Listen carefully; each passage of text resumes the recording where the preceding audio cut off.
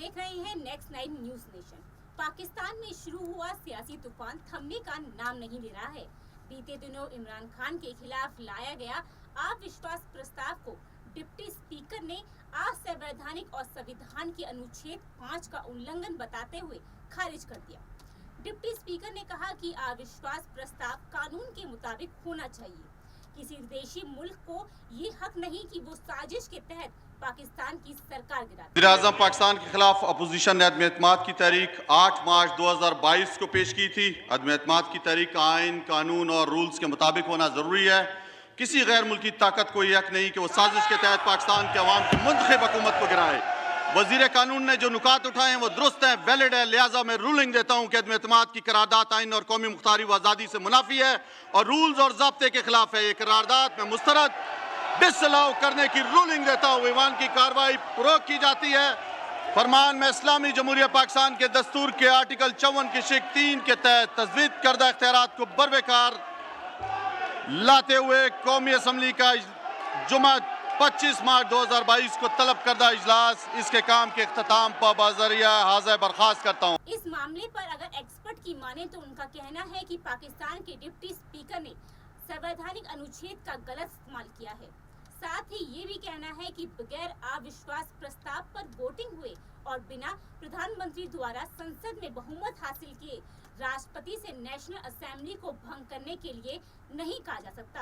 अब सवाल ये है कि क्या भारत में भी ऐसा होता है? अब इस सवाल का जवाब जानने के लिए ये जानना जरूरी है कि भारत के संविधान में अविश्वास प्रस्ताव पर क्या लिखा है। और आपको ये जानकर हैरानी होगी कि भारत के संविधान में अविश्वास प्रस्ताव या विश्वास मत का जिक्र ही नहीं है। लेकिन अनुच्छेद 75 के मुताबिक कैबिनेट सामूहिक रूप से पूरे सदन के प्रति जिम्मेदार होता है। इसका मतलब ये है कि सदन में मौजूदा 50% से एक ज्यादा सांसद कैबिनेट और उसके लीडर के पाले में होना चाहिए आया है।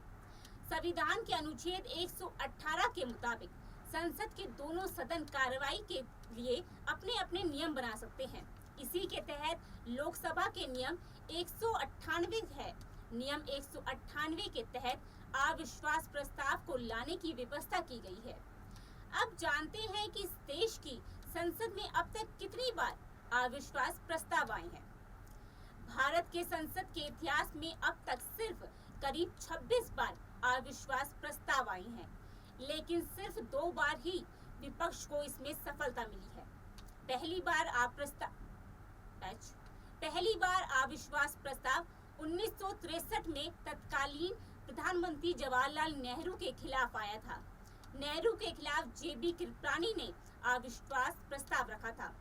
जब इस प्रस्ताव पर वोटिंग हुई, प्रस्ताव के पक्ष में 62 वोट और विरोध में 347 वोट पड़े थे। इस तरह से पहला अविश्वास प्रस्ताव औंधे मुंह गिर गया था। भारतीय संसदीय इतिहास में सबसे ज्यादा अविश्वास प्रस्ताव का सामना तत्कालीन प्रधानमंत्री इंदिरा गांधी की नेतृत्व वाली कांग्रेस सरकार को करना पड़ा था। इंदिरा गांधी के खिलाफ विपक्ष 15 बार अविश्वास प्रस्ताव लाया था, लेकिन एक बार भी उसे कामयाबी नहीं मिली। संसद में पहली बार विपक्ष के अविश्वास प्रस्ताव को सफलता 1978 में मिली थी।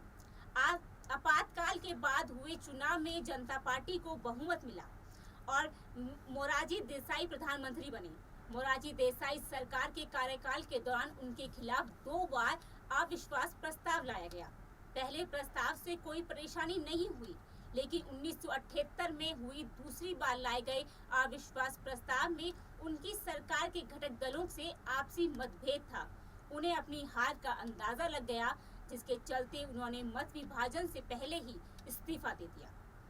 एक सवाल ये भी उठता है कि जैसे पाकिस्तान की संसद के डिप्टी स्पीकर ने अविश्वास प्रस्ताव को खारिज किया, क्या वैसे ही भारत के स्पीकर या डिप्टी स्पीकर के पास ये पावर है? भारत के लोकसभा अध्यक्ष अविश्वास प्रस्ताव लाने की अनुमति देते हैं, लेकिन देश में आजादी के बाद से अब तक ऐसा नहीं हुआ है कि लोकसभा अध्यक्ष ने अविश्वास प्रस्ताव को असंवैधानिक बताते हुए खारिज कर दिया हो। फिलहाल इस वीडियो में इतना ही। देश और दुनिया की बाकी बड़ी खबरें देखने के लिए देखते रहिए नेक्स्ट 9 न्यूज।